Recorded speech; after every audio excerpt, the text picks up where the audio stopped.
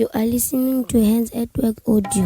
Meanwhile in Africa. Meanwhile in Africa. In Africa. In Africa. In Africa. Meanwhile in Africa. Meanwhile in Africa. Since I've done the last Meanwhile in Africa, we've learned so much.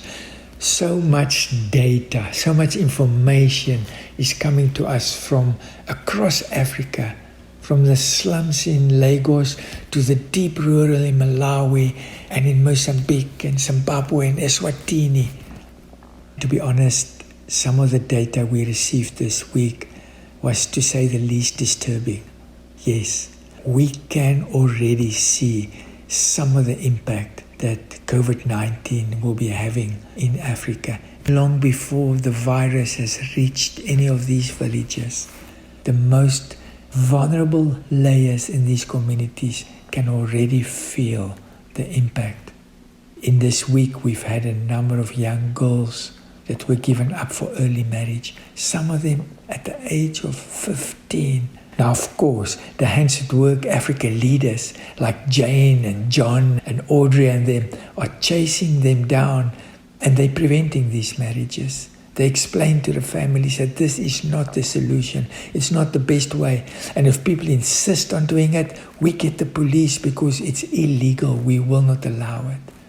But we also understand that some grandmothers will actually agree to this because they believe this is the only way that they can secure the economical future of those young girls. In other places, we've heard that our young girls are becoming very vulnerable and would do anything to find food. We really need to stand in a gap. There's so many ways that we can identify. For the first time, all of us across the world can identify with fear, anxiety, and challenges that comes with the COVID-19. In Africa, we feel it so much harder, especially in these tough communities. I just cannot thank God enough for the incredible African leaders that we have on the ground.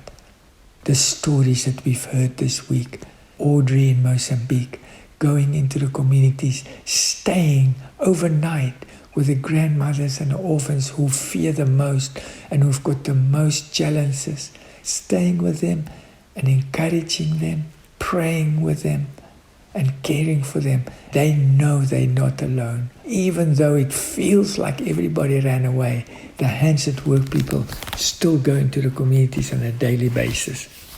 I want to encourage you, speak about them, pray for them. If you can, encourage them.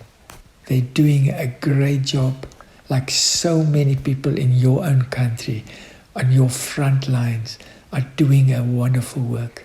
We've seen videos going viral in the United Kingdom, in the United States, in Canada, where people are applauding those frontline workers. Let us make sure we applaud the African workers who are working lonely in tough villages. You are part of them. You are part of this dream. www.handsatwork.org